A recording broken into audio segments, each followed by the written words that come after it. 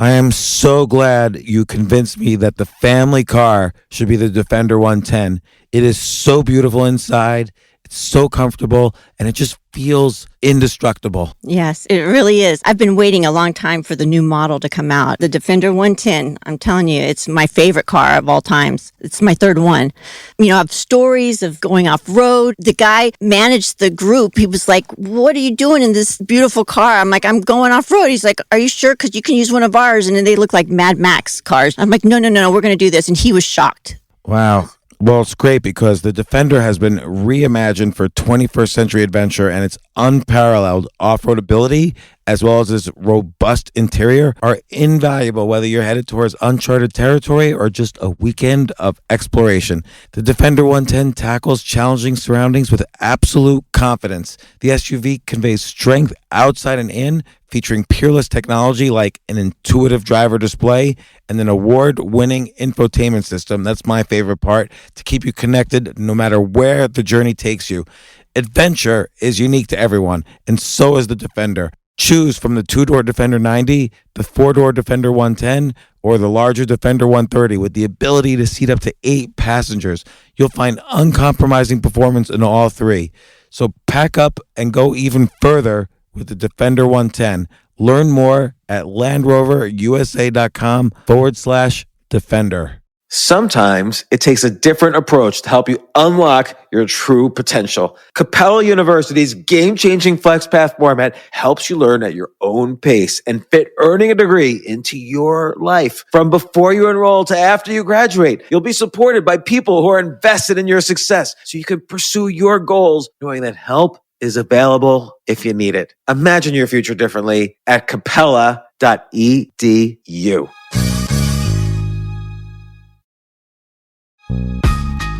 This isn't your average business podcast, and he's not your average host.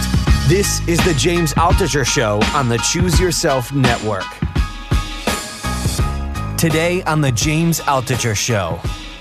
I had been in California doing .com stuff for the better part of a decade. And I spent a decent amount of time thinking about the company I wanted to start. And I was like, you know what? It's not a tech company. I love starting things. I love entrepreneurship, but I'm not a .com girl. This isn't my thing. So I went to culinary school, but I went there like, this is going to be my thing. This is the company I'm going to start. There's a market, there's a need, there's demand. I'm going to help women feel great about themselves domestically. So I came from a place where people had big visions and started things. You don't just get a job, you start a company. So this was going to be my thing. That's why I went to school. I wanted to learn how to really cook so that I could break it down and give home cooks confidence. Were you passionate about cooking before you went to culinary school? I was passionate about my inability to cook. I was not so different from you today, James. So how did you get a cooking show? I went to work for Martha Stewart because if I was going to learn domesticity, she was going to teach me. It wasn't like you just snapped your fingers and you were working for a top.com and you snapped your fingers again and suddenly you're working for Martha Stewart and you snap your fingers again and suddenly Lifetime is like banging your door down. Do you think there's always a what's next no matter what you're doing?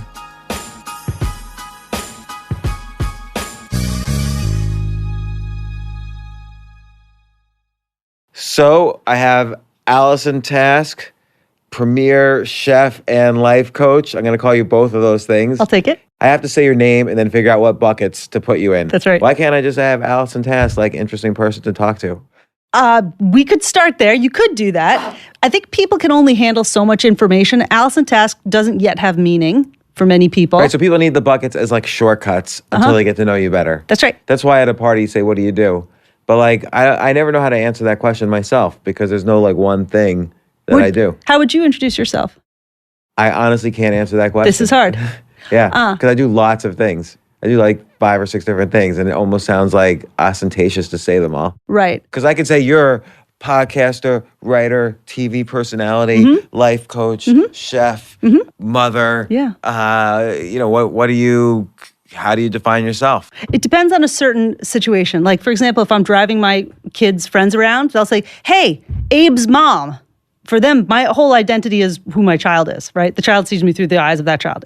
She's Abe's mom. She's not Allison. They have no idea what I do. But if you're at a party and someone says, hey, what do you do? Well, now you're kind of focused. Well, first off, let's just say you're the author of the recent book, Personal Revolution, And the R is in parentheses, so it's also personal evolution. Thank you. How to be happy, change your life, and do that thing you've always wanted to do. Which, by the way, is normally I hate subtitles, but because I just think they're just like meaningless things the publisher wants you to throw there.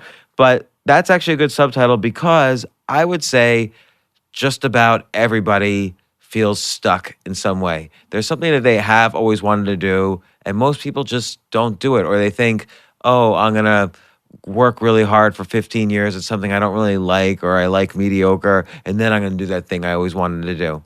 You procrastinate that thing. Right. And Warren Buffett has a quote about this. Maybe I read this in your book, or maybe not, or maybe you told me it's a Warren Buffett quote. But Warren Buffett has a quote saying that's like saving up for sex until your old age. It's just like a bad idea. Yes. So yes.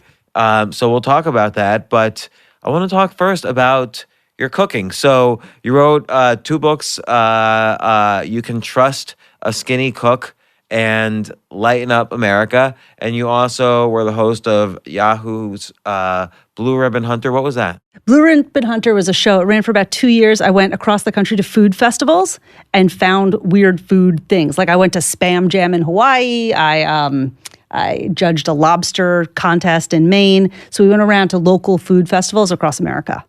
And then you then you're host of Lifetime's Cook Yourself Thin, TLC's Homemade Simple. You've been a guest on the Today Show, Good Morning America, Glamour, Business Insider, Mind Body Green. I've been on 2 out of those 5. All right. Probably the least important 2. And you were a spokesperson for Kraft, Borden. I remember one time Kraft at one point was owned by Philip Morris, I think. Yeah. And so like this is in the 90s. I had It's a weird. business making websites, and Yeah. I remember pitching them, and you'd go into the conference room and there were packs of they were like, you know how like Yeah. conference rooms have like maybe pencils in a box? They had like packs of cigarettes and like velveteen cheese or whatever, like cheese cubes, like 2 things that I found utterly distasteful. And I'm like pitching them, we're going to do the best website possible for you. Just felt so. Anyway, you're a spokesperson for Kraft. Talk to me about cooking. Like, Sure. And you talk about cooking in the book too. Like there was one person who came to you. You did switch to do the thing you love doing, which is life coaching, but you were also doing something what I think is equally fascinating, which is you were cooking and a media personality around cooking. Let's say I want to be a better cook. How do I do it? So I got into cooking. I actually did 10 years in .com. And during those 10 that's right. I should have mentioned that as well. we're gonna hit that too. Those 10 years of .com, I realized like, hey, I'm a good business person. I can do this. I can hang, at the table inventing the internet with people like yourself. That was really fun. But then I got to a point when I was 30 and I was like, I'm ready to have a family. I'm ready to nest and all that good stuff. But I didn't have domestic skills. And I knew it. I couldn't cook, right? I've got an Ivy League degree and I can't figure out how to cook. What's wrong with that? What's wrong with that is we're not born knowing how to cook. We have to learn. So I went to culinary school and I'm like, I'm going to learn to cook. And furthermore, I'm going to teach this entire decade of women, 2 decades of women, and the coming decades of women how to cook. Because yes, women are still expected to be the primary caretaker, right? And people look at us like we know how to make lunch for our kids. And if we can't even feed ourselves, how are we going to do that? So I wanted to take cooking and make it really simple for people. So your question was, how do I cook? You can pick up one of my cookbooks, obviously. But then I couldn't follow recipes. But I don't know if I would really get. Like, what's the essence of cooking? The essence of cooking is having enough. That would be like me asking you how to write a computer program. You have to have enough experience to know what you know how to do it without reading a book. So salad, for example. When you go out to eat, what do you like? Do you like the beaten blue cheese? Do you like, the goat cheese and tomato, the Israeli salad? I hate to say this is a bad example because I really hate all salads. Okay, fine. I think I have PTSD about salads because when I was a kid, my mom would literally just like tear off like a piece of lettuce and then a raw carrot, and that would be salad. It's no gross. dressing, It's nothing. gross. Oh my God. So I really ever since then, I just hate the thought of salad. All right, let's go in another direction. Can you give me something that you like to eat or perhaps a cooked vegetable that you like? I don't know. Like now if I'm thinking about it, I like pasta, but I don't really eat it that much because I don't feel it's that. I would only eat it at night. It's not that healthy. When you get older, it's like I feel like it's harder to eat pasta. I agree. I like fish. Great. Great. What kind of fish? Every kind of fish. Cool. So fish tends to be something that people don't love to cook at home because it can stink up your house, especially if you're in a New York City apartment, especially a fatty fish like salmon. You cook that on the stovetop, you could be smelling it for days. Your neighbors will be smelling it. The hallway smells it. It's no bueno, right? So something like salmon, the rule of fish is you want 8 minutes for every inch of thickness.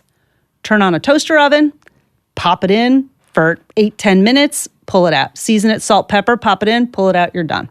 Wait. There was something you skipped there. Yes. So wait, you put it in for 8 minutes, take it out, then season it, then put it back in for another 8 minutes. Yeah, I went too fast. Yeah, I went way too fast. Because the reason I ask is this weekend I cooked salmon and I seasoned it all in advance. Yeah. Put it in for 8 minutes, pulled it out. What happened? And it was a little too raw. Oh, it was too raw. What temperature do you have it at? 350, but maybe the oven, I suspect the oven wasn't working. You didn't preheat the oven, or the oven wasn't working? I did preheat the oven, but I was staying like in a rental, and it's like a vacation rental. Dodgy. Yeah. Dodgy. Well, you're saying maybe I should have had it 2 sets of 8 minutes, or what should I have done? So with salmon like that, first of all, if you're not sure, you open the oven and stick your hand in it, right? And this again comes with experience, right? Because I'll know a 200-degree oven versus a 350 versus a 500.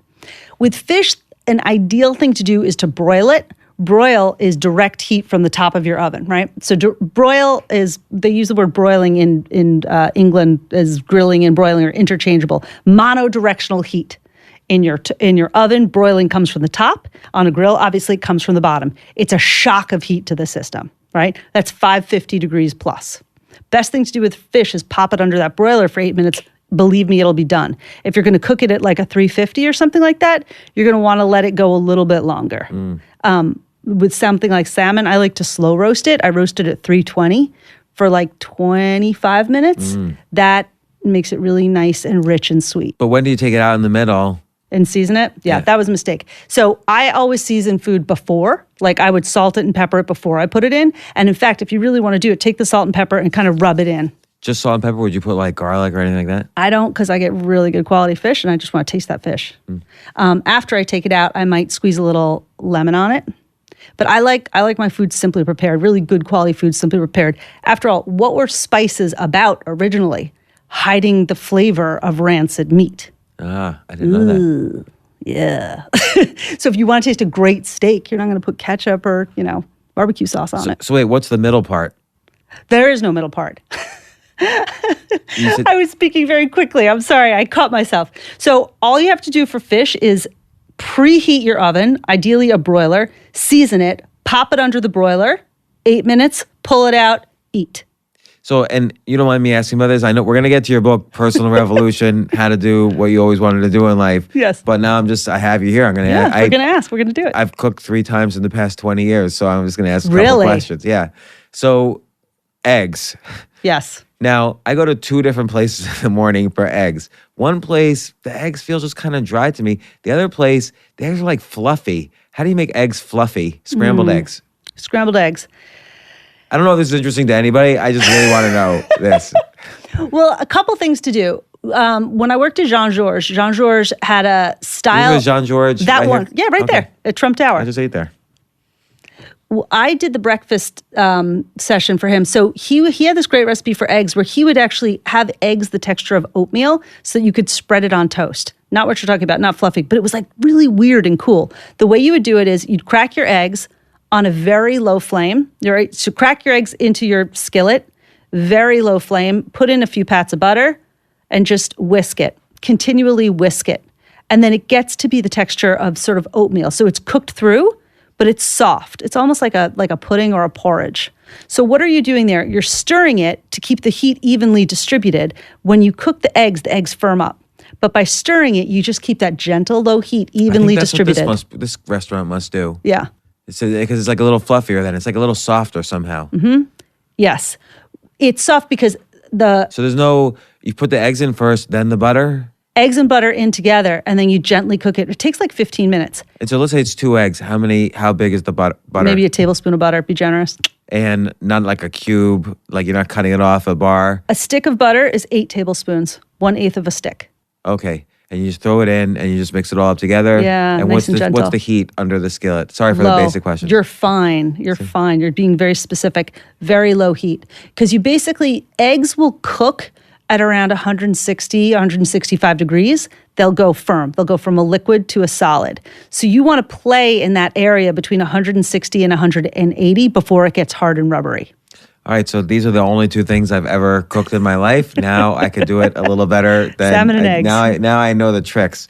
Okay, so you're doing all this cooking stuff. It seems like you have this amazing career, being a chef, cooking, writing about cooking, being a TV host about cooking. This is like if someone were to tell you when you were a little girl, hey, you're going to host a TV show about cooking.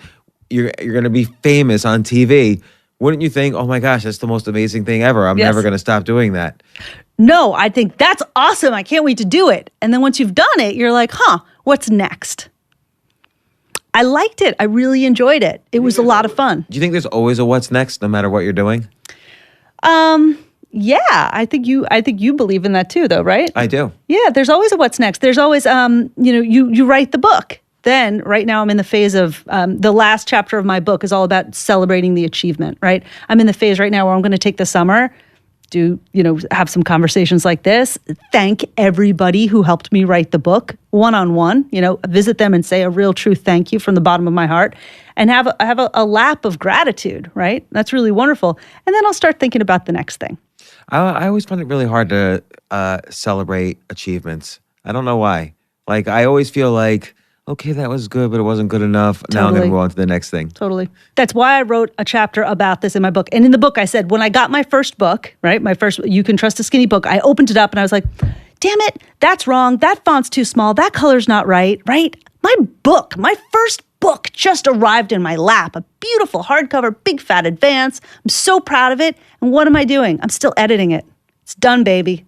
It's done. Time to enjoy it. Time to say it's not perfect, but it's incredible. Well, and this relates to the difference between success and happiness. And you discuss this quite a bit in the book, or at least you address it in the sense that you know the positive effects about being happy, and the positive effects in terms of your success in career, success in productivity, and so on, by having a positive outlook, by being happy. But I'm curious, what's the relationship between success in a career and happiness? So like a lot of people, so you're basically linking them by celebrating the achievement, but I think a lot of people have a hard time doing that.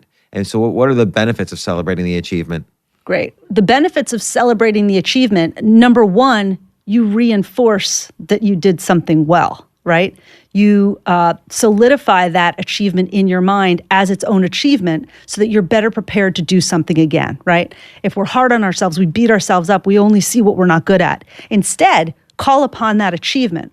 In the beginning of my book, I asked people, what awards did you win in high school? Call upon those wins. Summon those achievements that you've had to prepare you for the next thing. Also, it's good for the body to rest after you've had a big effort, right? An expansive effort and output. Look at my children. They grow like weeds in the summer.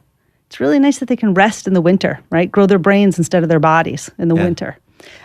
So I think having a pause to reinforce the achievement, then just take a little break and rest the body and the mind. And then that third thing, a lot of people helped you in a book. People let me share their stories. People helped me promote it. A lot of people helped. I want to say thank you. But let's say someone's listening to this and you make this distinction in the book between algorithmic work and heuristic work. So algorithmic work is what you would typically think of as kind of an older traditional type of job, like working in a cubicle, doing rote kind of things, working your way up through the bureaucracy, getting promoted, and, then retiring on a little nest egg. And heuristic work is more creative, kind of more, the economy sort of moving more to these sort of gig-like or side hustle-like work where it's a little bit more creative. You have to hustle a little bit more.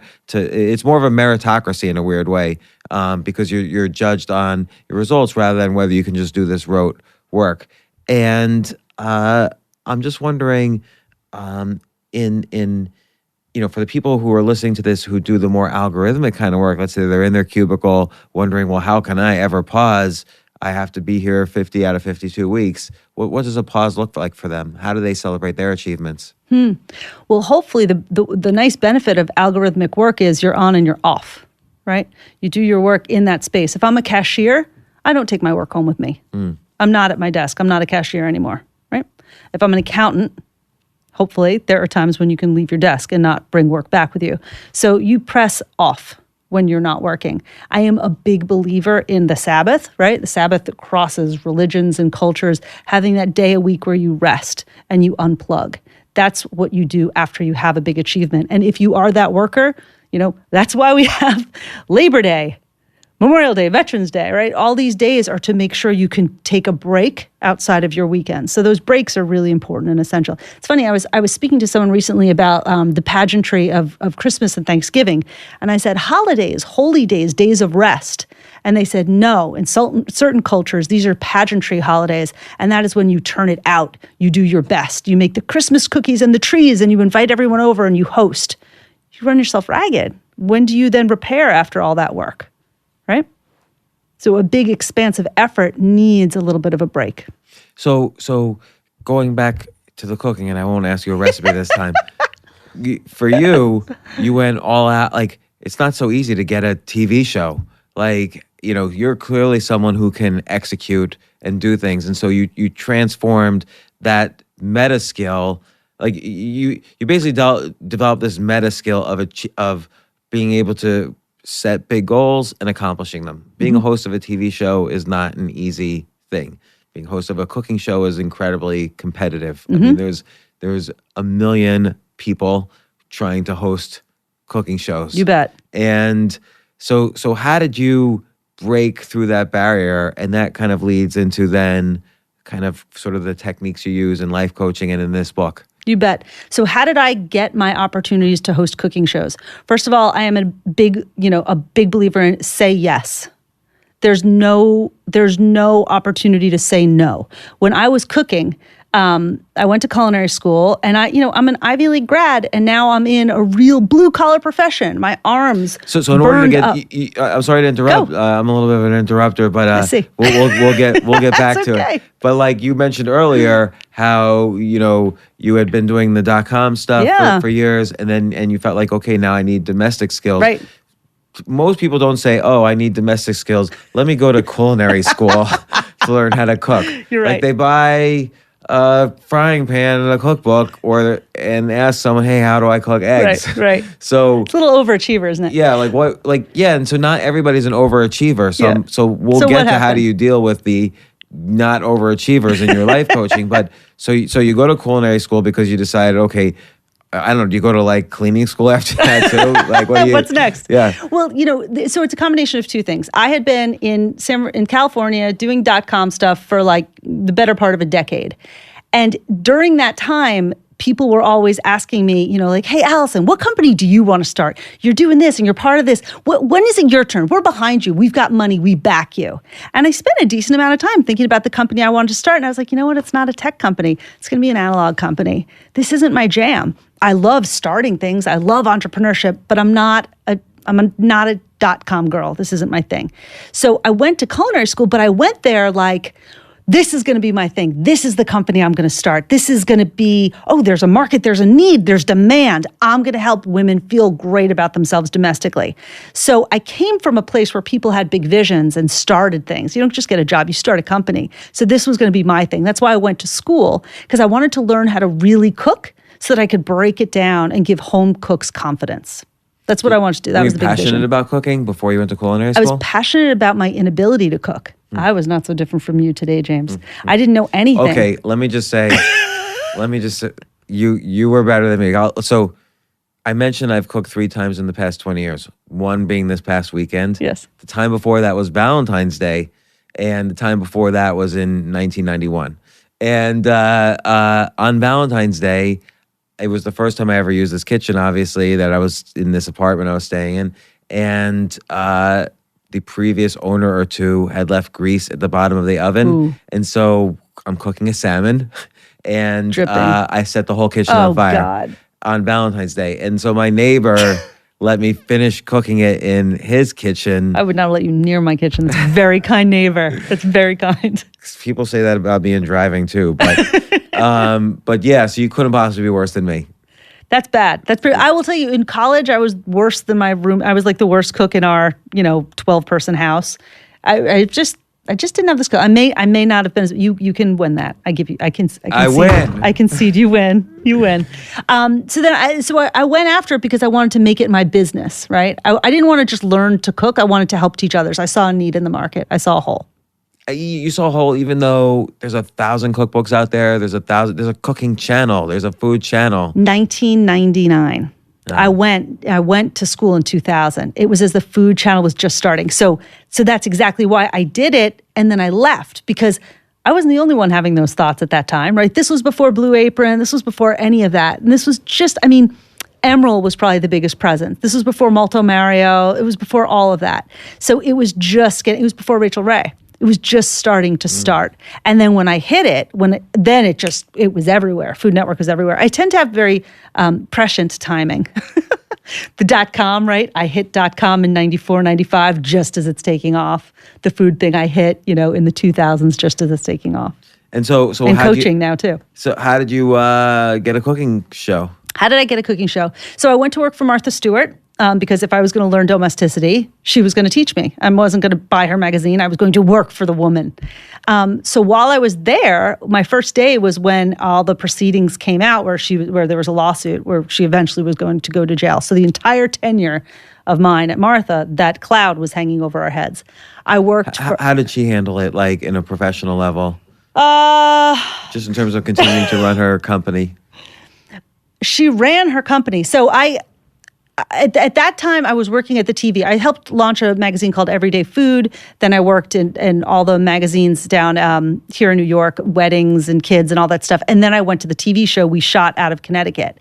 And so I worked with her 2 days a week. I was with her. I was prepping the cooking segments and everything. Her office was next to mine. And it would suck because we'd be taping a show and she'd get a call for her lawyers and she'll be like, I have to take that. And she'd walk off set, and she's talent, but she's Martha, and there's lawsuit. So we'd have to wait. That means there's a lot of people standing on set, and we're about to go into overtime, and production people are all freaking out about it. We're just like, okay, please don't let this be a bad call. And if she'd come back, if it was a bad call, you'd know it. And here she is facing jail. So you're saying you know it because her stress, she couldn't obviously. She's bad. She's pissed. Yeah. Yeah, she was pissed. There, at the time, they were going after her. She did something not right. She made a mistake. She wasn't contrite. She didn't own up to it. At that time, there were lots of other people who she was friends with also making those mistakes, also not owning up to it, but not being pursued by the law. What she did was wrong. But the gray area in which she lived was confusing for her. Yeah. Still wrong. Still not okay. Still, she wasn't contrite. All not good. But it was hard because they chose to go after her, right? If everyone flies through the red light, but they go after you, you're going to be kind of pissed. You still went through the red light, but you're like, but what about all these other guys? So I think that was in the air. It wasn't fair. It wasn't right. And it was a bit of sexism. So you have this great pedigree of working for Martha Stewart. What happened next? So what happened next was because she was going to jail, they were trying to groom people from within Martha Stewart to start getting on camera. Right place, right time, right? I was there to learn. And I also was at the TV studio for a reason. I wasn't just cooking, right? I was doing other things. So Everyday Food, the magazine that I helped launch, they were going to make it into a TV show. And instead of putting Martha at the center of it, as they had with the rest of her media, they wanted people within the organization to step up. So they had, 35 of us audition.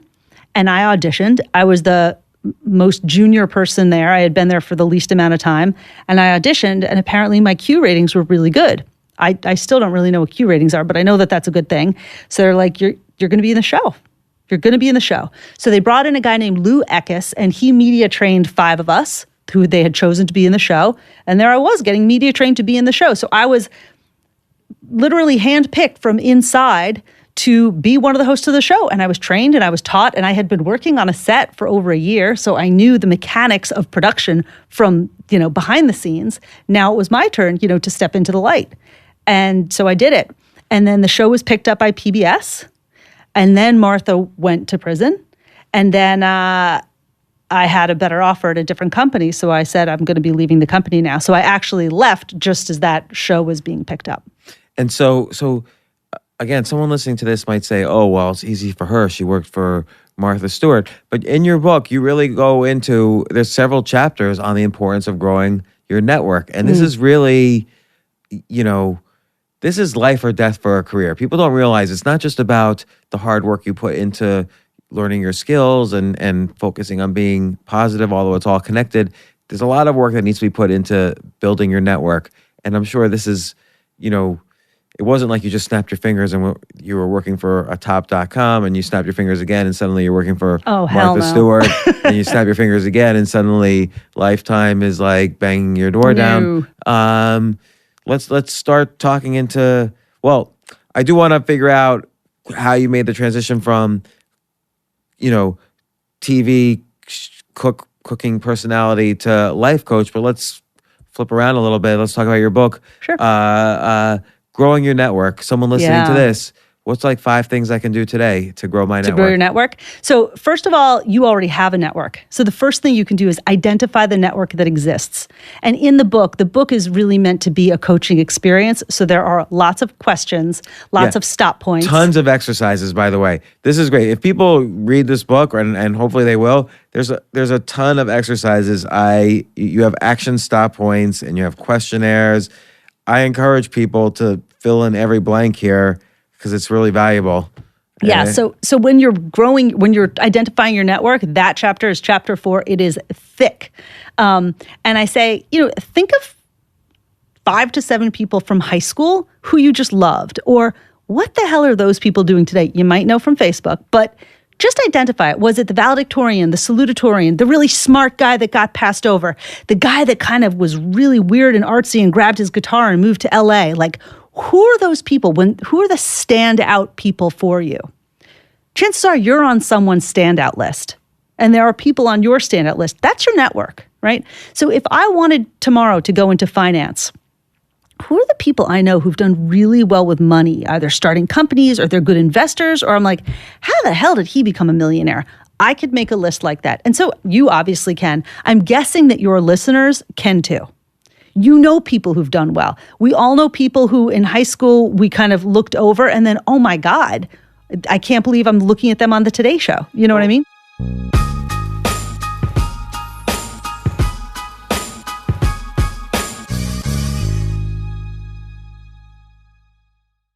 You know what I love about fantasy sports is that even though I'm not going to be a great basketball player or a baseball player or a football player or whatever, I feel like I get to participate and make decisions and use my knowledge of these different leagues or these different sports to compete.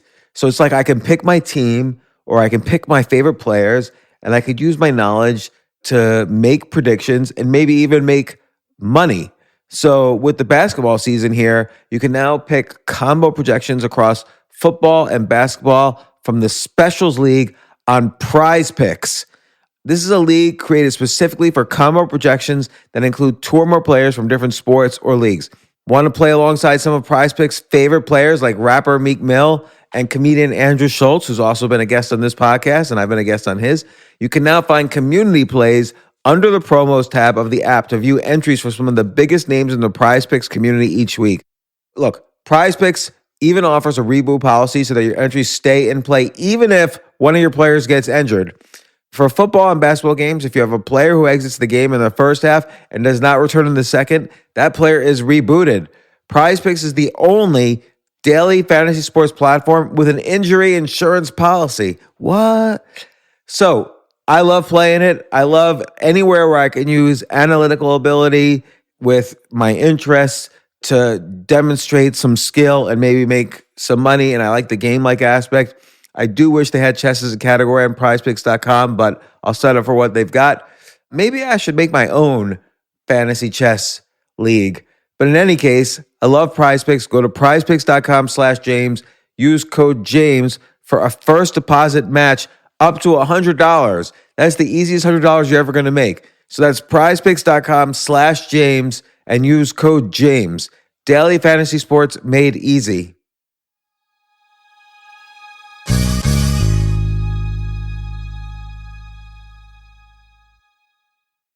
the future of learning is definitely online. Like, it's such BS that you have to spend $200,000 or take $200,000 in loans and go to some fancy school when it's useless. It doesn't guarantee you a job.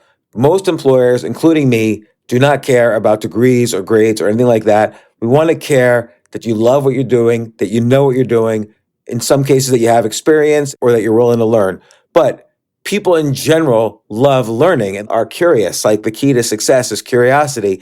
And I think masterclass.com is the perfect model for online learning. I'm really happy they're sponsoring this episode. If you're going to give a gift, give the gift of learning. Masterclass makes a meaningful gift this season for you and anyone on your list, because both of you can learn from the best to become your best, from leadership to effective communication to cooking. Let me tell you some of the classes I've taken. I've taken comedy from Steve Martin. I mean, can you believe I can take a class from Steve Martin on comedy, or Judd Apatow, my favorite comedy director? I could take an actual class from him on writing. Wolfgang Puck on cooking. Dan Brown on writing, or Judy Bloom, who's been on this podcast, on writing. By the way, Wolfgang Puck also has been on this podcast.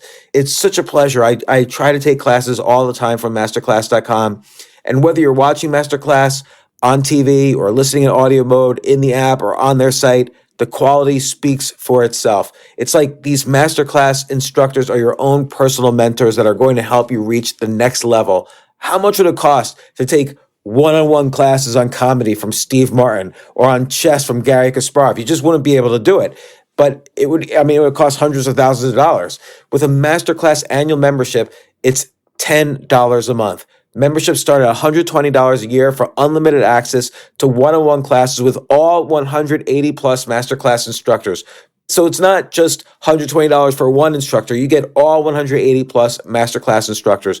Boost your confidence and find practical takeaways you can apply to your life and at work. And if you own a business or are a team leader, use Masterclass to empower and create future-ready employees and leaders. That's the real education in today's world. So this holiday season, you can give one annual membership and get one free at masterclass.com/JAS. JAS, of course, stands for the James Altucher Show. So right now you can get two memberships for the price of one at masterclass.com/JAS.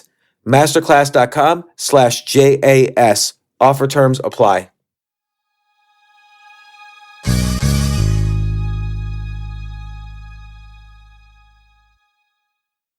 AI might be the most important new computer technology ever. It's storming every industry, and literally billions of dollars are being invested. So buckle up. The problem is that AI needs a lot of speed and processing power, so how do you compete without costs spiraling out of control? It's time to upgrade to the next generation of the cloud, Oracle Cloud Infrastructure, or OCI. OCI is a single platform for your infrastructure, database, application development, and AI needs. OCI has 4 to 8 times the bandwidth of other clouds, offers one consistent price instead of variable regional pricing, and of course, nobody does data better than Oracle. So now you can train your AI models at twice the speed and less than half the cost of other clouds. If you want to do more and spend less, like Uber, 8x8, and Databricks Mosaic, take a free test drive of OCI at oracle.com/advance. That's oracle.com/advance. oracle.com/advance. So I've had experiences like that where I would be looking at the Today Show and I'd be like, oh my gosh, that's so-and-so from junior high school. Mm-hmm. But then I feel I'm not going to reach out to him. Probably everyone's reaching out to him or her or whatever. Like, I feel like, oh, he'll think, oh, he's just reaching out to me because I just was on the Today Show. Right. So yes, that's what impedes your network. So number one, identifying your network means looking at the network that's already there. You have nodes and relationships. You have many spokes out there on the planet. You have shared experiences with these people. If you reach out and say, hey, congratulations, you looked great. It was great to see you. Okay, cool. I like that. So not expecting nothing in return. Give. Don't ask. Just give. When my book came out, I was shocked by some of the people who reached out to me. I was delighted. There were people Scott Horn comes to mind. We drove back and forth to Cornell all the time. I haven't seen him since I graduated from Cornell. Like, Scott Horn shows up to give me a what's up. It thrills me. It's great. I'd love to hear from him again. Anything I can do to help him, I absolutely will. He just reached out to say congratulations. That was so nice. People love to hear from you. Also, I found that the people who are at the top are most likely to reach back and give you a leg up. People are most likely to lend that hand. And we're often more afraid. I remember listening to Hillary Clinton at some point was talking about some night, there was some tragedy that happened to her when she was first lady, and no one called. I was like, how did nobody call Hillary Clinton, right? Think of all her friends, all the people she knows, nobody called. But that's like, the pretty girl never being asked out because everyone's intimidated. Was that sexist? I use that as an example. We all know your example. It's okay. So like no one's gonna call Hillary Clinton because she's the first lady of the United States. They assume she has like 6 layers of staff who are calling her first. Nope. Same thing happened to Martha. I remember Martha talking to us about, she was in the middle of a divorce. This was another great thing about working for Martha. You get really intimate, right? She's going to talk to you in a room of the 100 people that work for the TV show and say, here's what's going on with me. And this was actually when she was going to jail. She said, I remember when I first got divorced, everyone was at my house shooting a Halloween cover, and I was in my crazy Halloween makeup because Halloween is like one of her favorite holidays, and she was in her crazy witch makeup or whatever, and she was all alone in her house looking in the mirror, taking off her makeup. And she describes, like, I'm just alone taking off my makeup in the mirror and saying, this is why no one will marry you. Who would put up with this? Right? Heartbreaking. But that's Martha. That's Martha, right? So whoever your friend is, maybe your friend is Martha, give Martha a call. Go give her a call, give her a hug, bring her a strudel. She'd love it.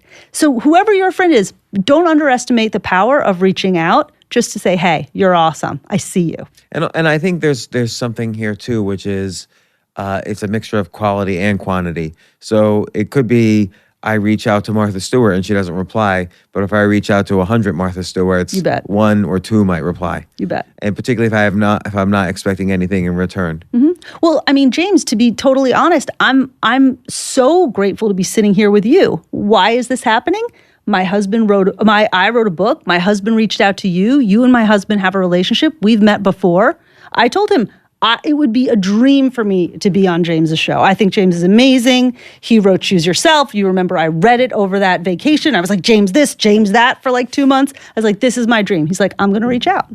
Well, and it's funny because I've read some studies that your secondary connections are often the most valuable in terms of finding new opportunities. So by secondary connections, like Aaron's a first connection, and then I know you through Aaron, your husband, and Aaron I've worked with on and off since 2002. Mm-hmm. So like I've known Aaron for 16 years.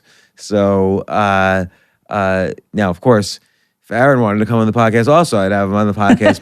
But again, it's most opportunities come because it's exponentially larger when you have the connections of your connections. Most opportunities come from that exponentially larger group. Bingo. So chapter 4 is all about identifying your existing network, which is vast. And chapter 5 is about expanding your network. So going through that group of people who love you and want the best for you. I ask people to do this exercise. Tell me about yourself, right? Now tell me about your best friend. You could go on and on and on about how wonderful your best friend is much more easily than you can do that for yourself. So when you use that secondary network, there's a friend in the middle who's going to go on and on and on about how wonderful you are. And everything they're saying is totally accurate, of course. Also, you think about, how did you meet your significant other? Did someone introduce you?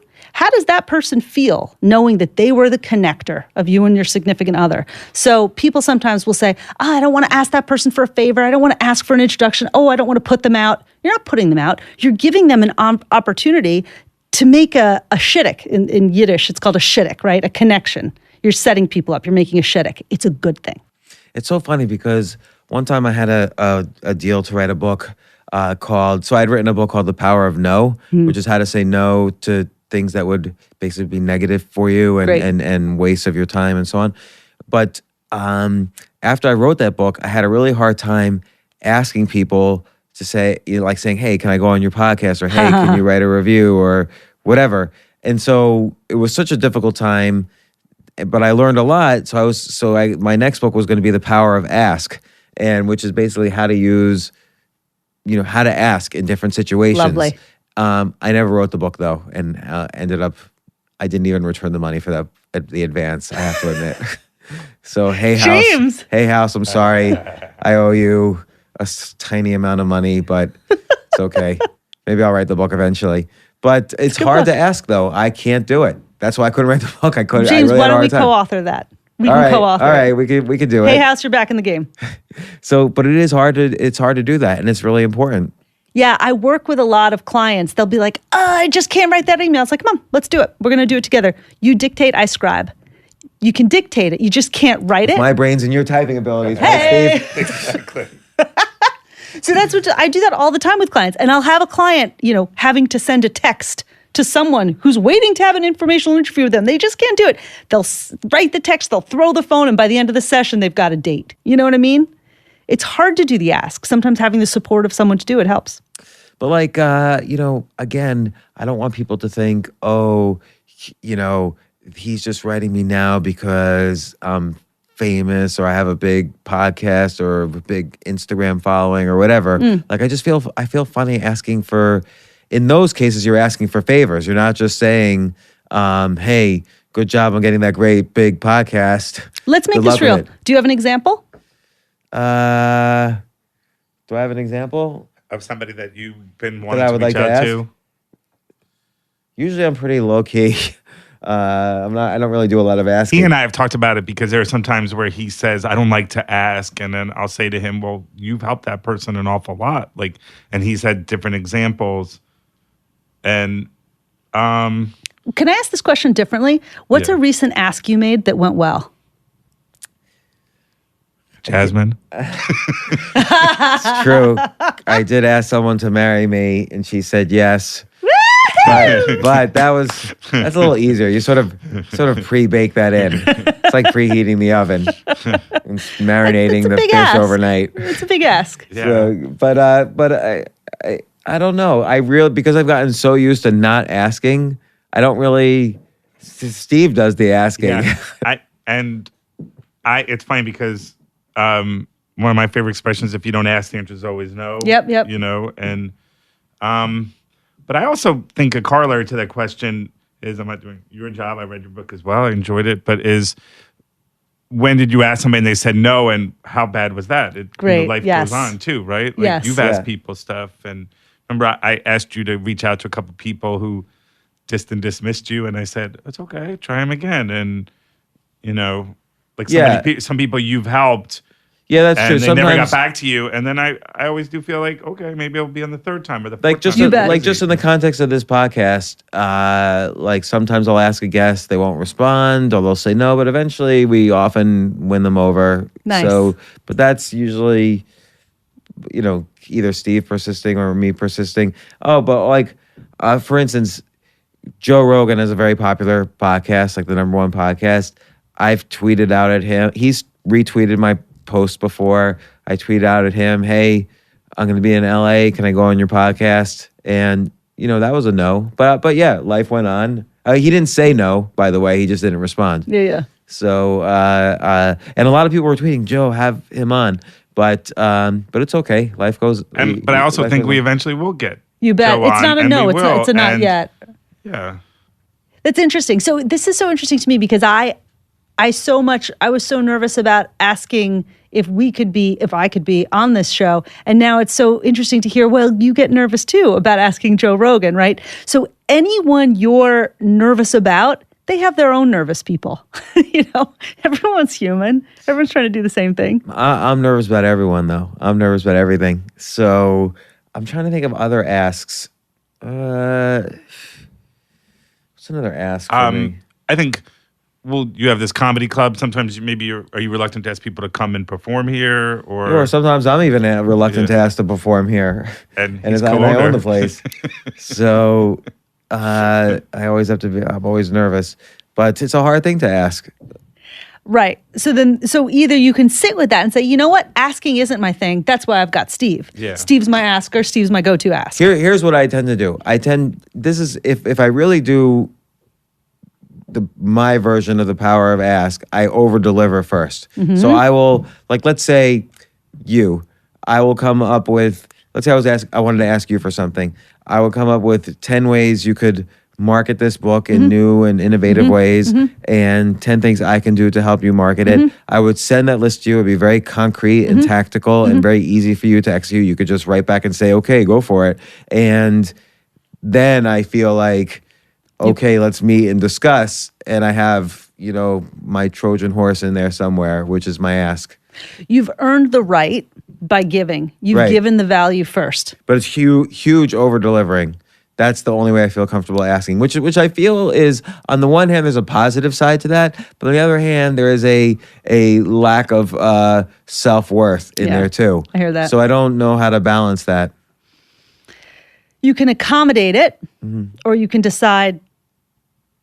You have to decide if that's a problem that you really have. It doesn't sound like this is a problem you want to solve. It sounds like you've got Steve to help you, and then you've got this legacy of over-delivering with your Trojan horse. It sounds like it works for you. It doesn't sound like it's something you want to overcome. Yeah, but it might be, like I said, indicative of other problems in other areas of life, like this lack of self-worth. I feel I have to over-deliver as opposed to just, hey, can you do this for me? Other people say that to me, and I'm like, yeah, of course. But for me, I have to over-deliver. Yeah, and so what? Can I ask you why? Why are you sometimes fearful about asking then? When you just Great question. Super question. Because you don't want to hear no, because no feels so sad. No feels bad. No feels like, oh, I'm not worthy. Oh, they've confirmed I'm not worth it. Right. Right. So that feels sad. But why give that's the Eleanor Roosevelt quote. No one can hurt. Why give that power away? That person says no to me because it's not convenient to have them on the podcast. So that means I'm not worthy of what? It means they're booked. They're having a podcast on fishing and I'm not relevant to their podcast. That's what it means. So it's like networking, there's a couple layers here. One is there's just kind of like building the connections between the nodes. There's like sort of reaching out, hey, congratulations. Then there might be some way to kind of just get back in touch a little bit more, like keeping, like how much, if someone's looking to shift careers, how much of their day do you think, let's say it takes 6 months to a year to make the shift. It may take 2 years, 3 years, 4 years, whatever. But how much of their day do you think they should spend on networking? Like how much of your day right now do you spend on networking? You're promoting a book. So someone looking to change careers. So my husband, right? He recently went through a job change. It took... I know. I talked to him quite a bit about it. There you go. He was networking with you. It took 7 months, right? During that time, he received 4 offers. He networked about 4 to 6 hours a day. And networking is every day. He was coming into the city, multiple meetings, phone conversations, flying to Baltimore, flying out. Hey, this is the kind of work I'm looking for. Do you know anybody who's in that? Every time he had a conversation, he left with 5 to 10 more names, right? He has a vast network after 25 years as a journalist. He has the biggest network of anyone I know. He said like the vice president of the United States on his Yahoo show. Yeah. And Clinton. Yeah. So he knows a lot of people. So he's got this great network. And actually, I'm only talking about the people, not even the guests, just the people he's worked with, right? The other journalists, producers, writers. That network is vast. And he's hired a lot of people. So a lot of people know that he's likely to hire them again. So they want to put him in places where they might want to work, right? So everyone was willing to help him because he's been so helpful to them. Again, like that's 4 to 6 hours. Someone's working in their cubicle. They're thinking, I got to pay the mortgage. I got to pay the bills. I have 3 kids I'm raising. I got to do my job. I don't want to network 4 to 6 hours a day. So I'm glad you clarified that. So when he was looking for a job, he was not working. So that's 4 to 6 hours a job if it's your full-time job to find a job. I don't believe in working 8 to 12 hours trying to find a job. I think you're going to exhaust yourself. Read a book, go for a jog, do things around your house, be healthy, get yourself mentally and physically healthy, meditate, do the things you want to do and don't have the time to do. Use that time in addition to your 4 to 6 hours of networking. Right, and I just want to add, you have a very great list of another action stop point that you kind of have to make sure your mindset is healthy around all these different categories. And you mentioned health, spirituality, friends, family, love and partnership, personal development, creativity, and so on. And it is important that you're not just focused on like, well, I'm a great computer programmer, so I'm going to just get a job doing computer programming. It's more like so we've had on the podcast a couple times Scott Adams, who writes the cartoon Dilbert, and he talks about a talent stack. and you kind of have to build your talent stack. Like, he mentions about himself. He's not the funniest guy in the world, but he's funny. And he's not the best drawer in the world, but he knows how to draw. He's not the best IT guy in the world, but he worked in an IT department. But combine all three of that talent stack together, and he has the cartoon Dilbert. Yeah. So, and your checklist of the things that are important to have a good mindset in, that's almost a way of kind of creating that talent stack for yourself. Yeah, that's what you're describing are the different aspects of the whole life, your whole life, the whole life model. There's 10 components of your whole life. Fun and creativity is one of them. When's the last time you had a really good time? Fun, just raw play, right? Every day, all day. There you go. Nice. That's all I do. I don't really work. You're high on the fun scale. Not everybody is like that, right? But so some people, when they're looking for that job, make sure you've got fun happening because that's going to help your brain as well. If the person is working and they want to change jobs, no, I'm not going to ask you to do 4 hours of networking. I am going to ask you to do, either an hour or 2 of networking a day, or give me 1 day on the weekend where you give me that 8 hours of really working. I am going to ask you to go out after work, have lunches, have breakfasts, get in front of people, meet people. So it's interesting. Like, so Steve, who is sitting right here, producer of the show, how many emails a day do you send out for potential guests? Well, I feel like there's a tough way to answer that because when you say that, then it makes us look like sad sacks. Like but I think you have to. I definitely try and focus on my actions, not my outcomes. So I try and send at least 50 a day. I just make sure. Like yesterday, I made sure I had, probably 150 emails ready to go, and some are responding to people. Some are saying, "Hey." I'm reaching out just in case. And I think people appreciate it. I think they appreciate if you're the first person to email them or, What's great there is he'll send out 50 planning that most people will say no. He wants them to say no, actually. Because then 2 years later, it's like, oh, I said no to him that one time, but I know him now. I recognize the name. And so then he asks something else, they'll say yes. So that's incredible strategy. If you're going for a job hunt, you're building a business. Yeah. I also, like I said the other day on this very podcast, he's the Honda Civic. He sells himself. I mean, he's man of the hour, too sweet to be sour. So if you don't want to do it. Like a Honda Civic is a second-rate car, though, when you use that example. Like, I would rather have a Honda Accord. It shows you, but it also shows you the virtue of sloganeering, right? Like, they say it, like Fox is fair and balanced. But I think I do know what I'm selling. I can evangelize about James because he's a great interviewer. Look at you. This is the zenith of your month. Being on with James. Yes.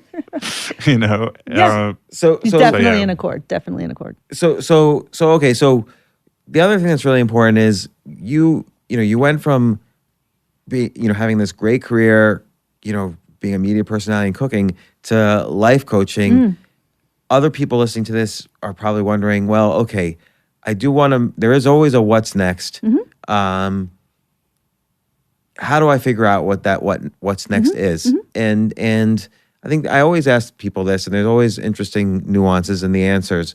But if you're starting from scratch and you're unhappy with where you are right now, but you just don't know what can I be really passionate about? Because again, the person who's really passionate about something, and you talk about being in that state of flow, you have to be really passionate about something to be in that state of flow. The person who's really passionate about something is going to beat out, not that the world's so competitive, but you're going to beat out the person who's not so passionate. But most people don't know what they could be really passionate about. They spent their lives doing the algorithmic work. Yeah, right. And when you ask me, and I used to ask my parents all the time, what am I good at, Mom, Dad? What should I do? And they'd be like, I don't know, you're good at so many things. Whatever you want, honey. That is not useful. Mom, Dad, love you guys, but that leads you to option paralysis, right? I'm just so talented. Where do I start? So you don't sit and try to think about what you want to do. You just relax and it's revealed to you, right? So when I was teaching cooking, I noticed that as much as I loved cooking, and I was a passionate cooking teacher, I loved it. I taught as many hours a day as I could. What started to become more interesting than the cooking was the real questions that people would ask me about life, right? I'd teach cooking classes to these 20-year-old women who really wanted to get married. And we'd start talking more about the kind of partner they wanted to have and who they wanted to meet and the kind of life they wanted to have. that conversation became more interesting to me than the cooking. That's interesting. So what would you tell them? What would be the first step for these young women meeting the partner of their life? Well, obviously you met the partner of your life. I did. And actually I'll use that as an example. It was at thestreet.com. And I had a recent breakup that sucked. And I was in a bad mood. I cut my hair. I always cut my hair after a breakup or when I have kids, as my hair is short now. And my husband remembers, he says, you had a really short hair. I was like, yeah, I remember that one. But so I walked in and I really wanted to meet a great guy who wanted to have a family and just be normal. What year was this? 1999. Okay. I was dating a lot of high-flying guys who were very, very successful, but just didn't want to stop being themselves. They didn't want to add more people to their lives, not a partner, not a family, right? They just wanted to do their thing. And I wanted someone who was more interested in being part of a group. So when I met him, I was at thestreet.com, and I walked by his cube, and he was kind of the boss there. And his cube was totally decorated with pictures of his daughter, and by his daughter, 5-year-old at the time. And he was really good looking and tall and handsome and high achieving and running this editorial thing. And I was like, he's successful. He can handle a job. He looks good in a suit. Like this guy. He's so into his kid. Whose cube is decorated like this? He's the big macher here, and he's got the 5-year-old drawings everywhere. And he was married. And I said, this guy exists. He's an example of the kind of guy I'm looking for. Not this guy, but there's more like him out there. If he exists, there's more like him. I know it. And that was it. And I shook his hand professionally. And a few years later, he became separated from his wife, and he reached out to me via LinkedIn and asked me on a date and let me know he was separated and asked me on a date, which was very cute and weird and not the way most people use LinkedIn. But he gave me faith that archetype existed. He embodied the archetype. I never thought it would be him. I never thought he would become available. When he did, I was pretty psyched. But I knew I could believe in that as a possibility. So back to the kitchens where I'm cooking with women, those conversations about their lives and designing their lives became more interesting to me than the cooking. So I went back to NYU and I got a coaching certificate because I was like, of course, you went back to get a master's degree in something. I do like that. I do like that. Yeah, so I wanted to coach, but I knew I was out of my depth in terms of the responses I could give them. They were coming to me with big things, and I was like, I want to do more than a friend here, but I don't have the answers or the information in my head to give you. So I got the certification so that I could really do it. But it was revealed to me. I didn't think I wanted to become a coach. Coaching didn't exist when I went to college. It just wasn't a thing. Yeah. So it had to be created, and I had to meet it with my own need and desire and interest. And then, okay, so now let's say again, someone wants to figure out what are they passionate about. What are some steps that they can do? Look at what you spend your time doing. If I just gave you a week off, just you, what are you going to do? Where are you going to spend that time? If I take you to a bookstore, where do you go in the bookstore? I use that technique. I tell people that technique too. Yeah. Which section wouldn't you mind reading all the books in that section? And here's where it gets tricky, because a hobby is not a job. It can be, but sometimes it isn't. So then you have to put in money, right? Is part of this your contribution? Do you want to become an advocate? Do you want to make a social contribution? I have a lot of people who have very successful, lucrative careers and come to me to switch to make an impact. One became an advocate, the executive director of New Jersey 11th for Change, who's flipping districts now post-Trump. I have someone else who went back to school for social work at 53 because she's always wanted to be an addictions counselor, and now she will be. How did she handle her, kind of missing the money? Paying work? Yeah. Well, her partner makes a lot of money and has always said, helps. Well, she's always said, I've got you. Stop complaining about your job. Go do that thing you always wanted to do. And she's like, I can't. I've got to make my own money. And she's like, we make money for our household, and you're driving me nuts with your complaining. That's a great question, because I bet you that's a common thing you encounter, is that many partnerships, relationships, romantic relationships, marriages, there are two people. One person might make more money than the other. Always it's the case. One person makes more money than the other. Should they, how do they create the mindset, hey, it's ours? How do we're a real partnership. It's like us, Inc. And, now let's decide what's best for the different components of us, Inc. Yes. I could bring in the money because I enjoyed bringing in the money. You can do now your dream instead of bringing in 1/10 the money. So how do they kind of make that leap? Often that leap is hard to make. You bet. In her case, that's a message her partner had been giving her for 10 years. Her partner sent her to me, and she came to me, and it was clear what she wanted to do. She couldn't let herself do it. But after we talked about it for a few months. Then she took a break because her parents were sick. And then she went away with her partner, and perhaps it was her parents being sick and her seeing that partnership, right? We have one life, right? That meeting with reality. And then she was in a sweat lodge with her partner, and she was like, I'm going to do it. She just needed enough of her own shifts to realize, I need to do this. Yeah, and I think one of the issues is, and you bring this up, it's all a matter of math. Like I only have so many more weeks, weekends, years to do this thing that I want to do. So at 53, if she wants to be a social worker, there's going to be a couple years of school, and then she's probably going to want to slow it down at 65 to 70 years old. So there's only, or not, but maybe go longer, but there's only going to be so many more years now where she can achieve this dream. If she doesn't do it now, she's never going to do it. And then, but it seems like then part of what the coach does is kind of remind people of this math and help people grow this network so that could help your math depending on which direction you're going, to help find that passion, but also most importantly, or maybe not most importantly, allow people to figure out how to give themselves permission to do what they really want to do. And I noticed this in, you probably have seen the documentary I'm Not Your Guru with Tony Robbins. I haven't seen it, but I know what you're talking about. And Tony Robbins has been on the podcast a couple of times.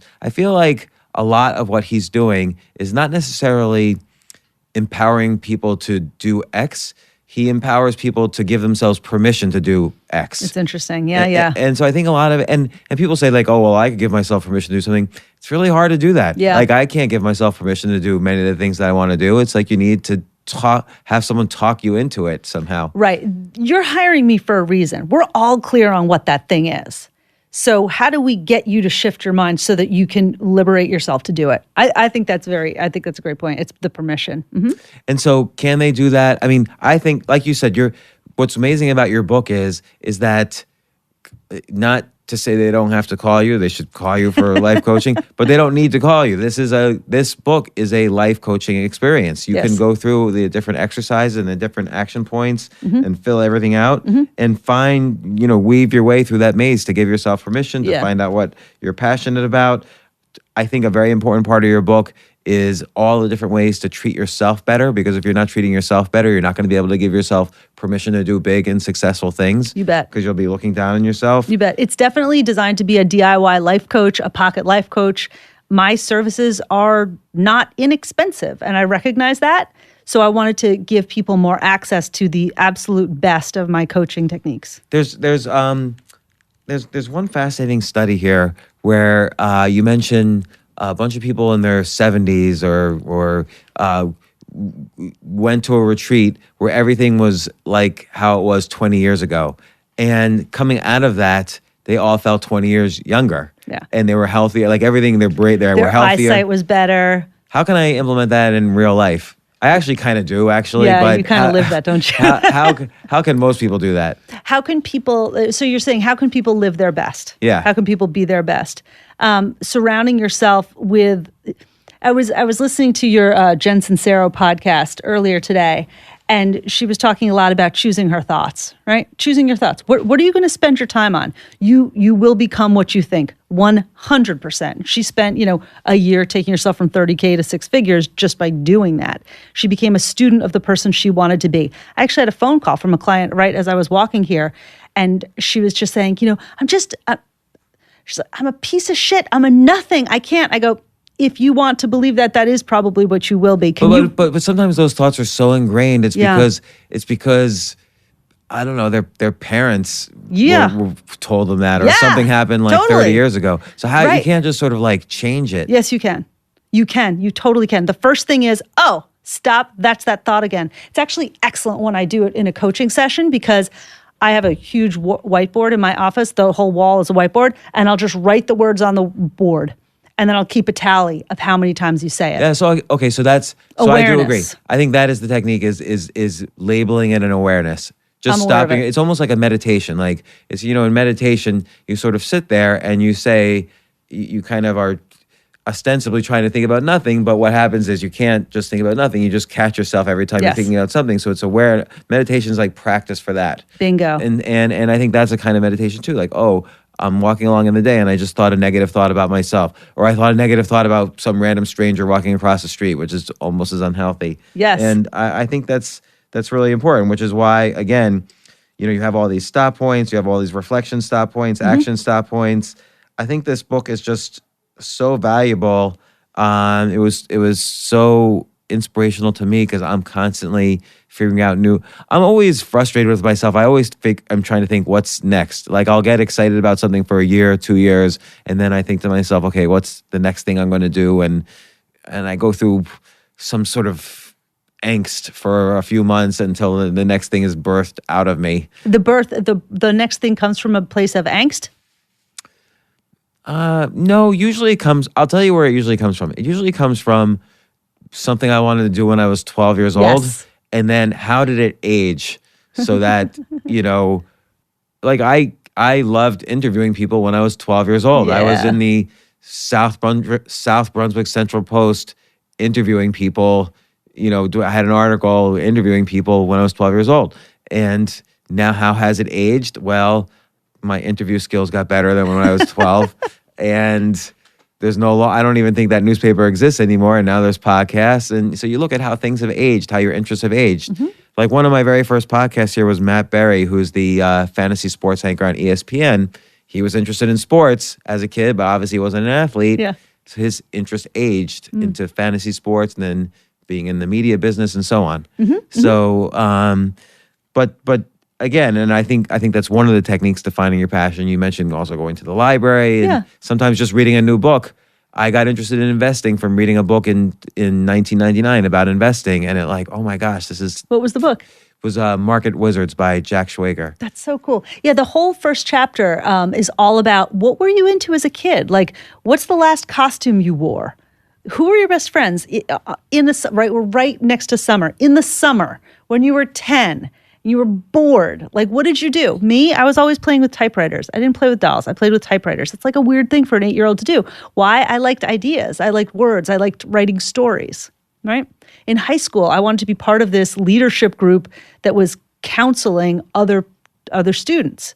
I wasn't allowed into it because I had too many extracurriculars. I sound like that character from that election movie. What's her face? Reese Witherspoon? Yes, that one. Like, Tom Perrotta wrote the excellent novel. I like that. I like that book before it was a movie. Yeah, there you go. So anyway, I always wanted to help people and help people be their best, right? And our years is .com, my years is .com. I saw people say, I'm going to invent this thing. It's going to be really important. And they did it, right? So I have a belief that people can do what they want to do. Now I take that 12-year-old who's now 52 and has lost sight of that belief and of those passions over the last 40 years. And I invite those passions back into their room, back into the brain, and then make it true. Right. And also, again, being creative about how those passions aged. You're not going to be a basketball player at 52. So maybe you can be a writer about basketball. You could be a novelist about basketball. You could be an announcer. You bet. You could be a fantasy. You could be a gambler. Whatever. So it's so interesting. Well, I do, again, highly recommend people do all the sit with this book. It's almost like take a weekend with your partner, if possible. Sit with this book, answer all the questions, do all the exercises. I think really important to start the networking if you haven't already done that. Networking, I realized, I always think of myself as a poor networker, but now here I am 30 years later, and I actually have a pretty good network. I'd say. So, and it's kind of, I can't even figure out why I have a good network because I'm really horrible at keeping in touch with people. Like your husband, Aaron's great at keeping in touch with people. I'm just so bad at it, but somehow it keeps happening. Make up for it with your over delivery. Because when you get James, you get like a reduction, right? You get a very intense product. Right. You might not get him all the time, but when you get him, you get a high quality product. I hope you're right. I hope that's always true. So Allison Task, thanks so much for coming on the podcast. Personal Revolution, How to Be Happy, Change Your Life, and Do the Thing You've Always Wanted to Do. I kind of need this book every 6 months. I'm here for you, James. So I'm here. All right, I'm going to take you up on that. I might call you, and I saw your rates on your website. I can afford it. And I'm going to call you and read this book again and again. So thanks so much for coming on the podcast. I look forward to it. Thank you, James. Thank you.